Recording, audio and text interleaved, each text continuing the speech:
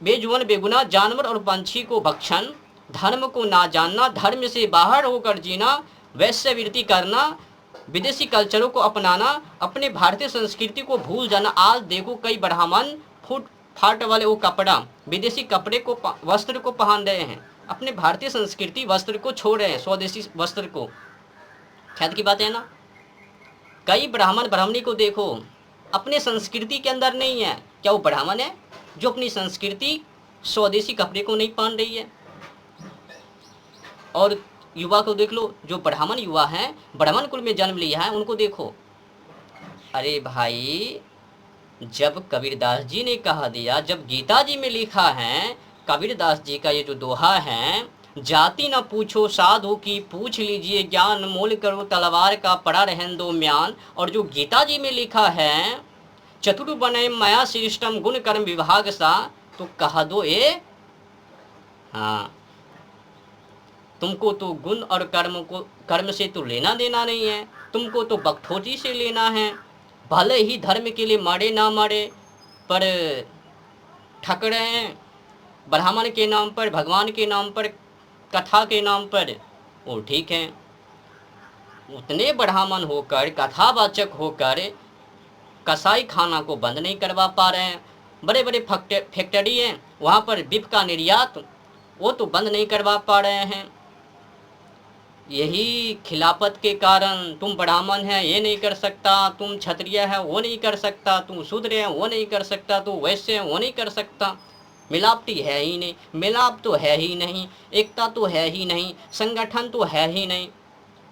तो इसी का मौका का फायदा उठाकर वो क्या कहता है, क्रिश्चियन लोग, ईसाई, इनको फुसलाकर, बाला फुसलाकर वो अपने धर्म में शामिल कर लेता है। उधर से वो मियाँ भाईजान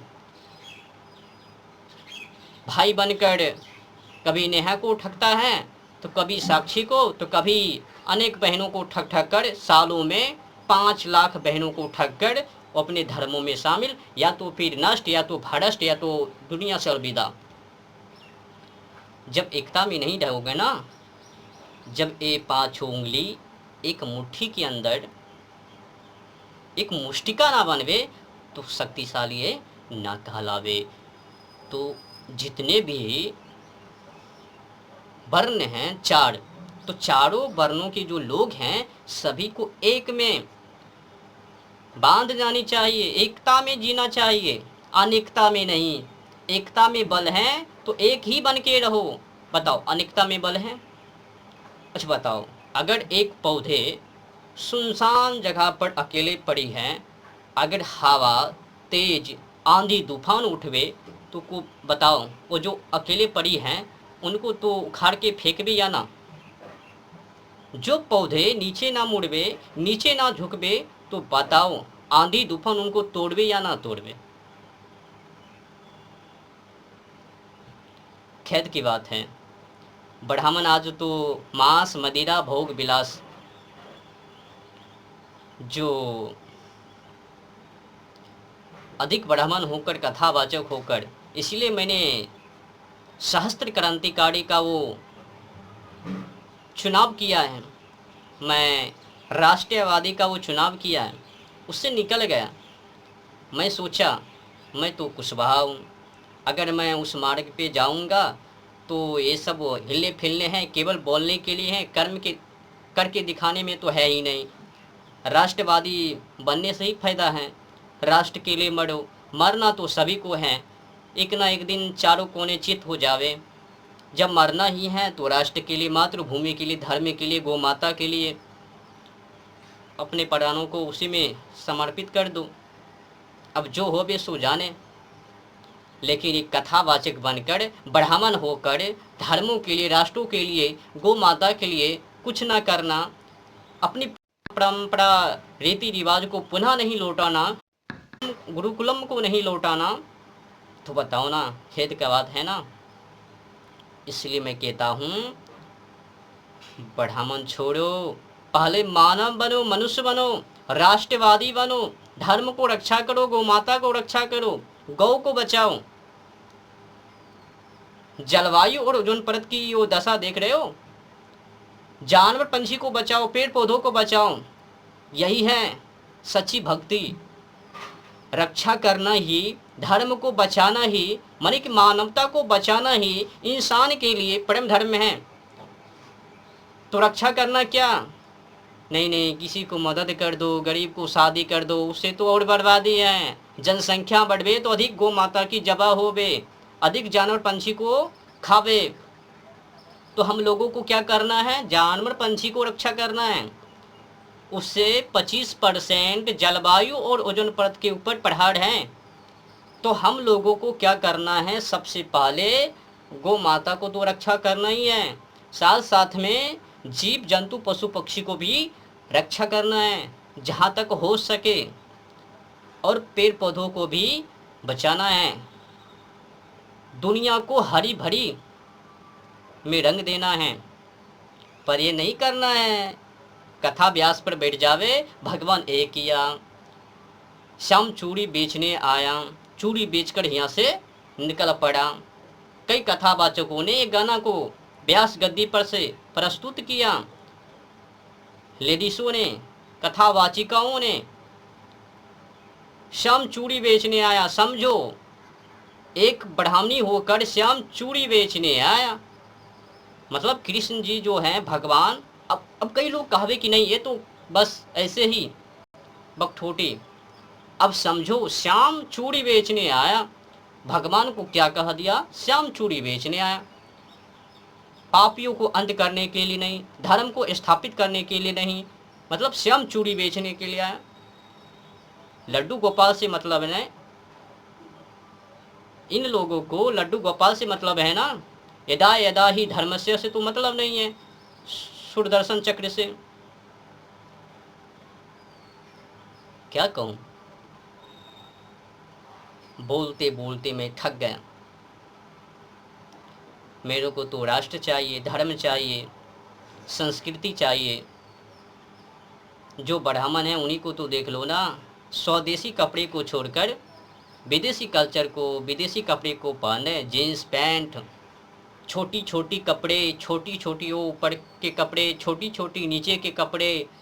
अपनी भारतीय संस्कृति को लात मार दी ब्राह्मणी ने, ब्राह्मणों ने, यहाँ के युवा पीढ़ियों ने, युवतियों ने, पुरुषों ने, महिलाओं ने।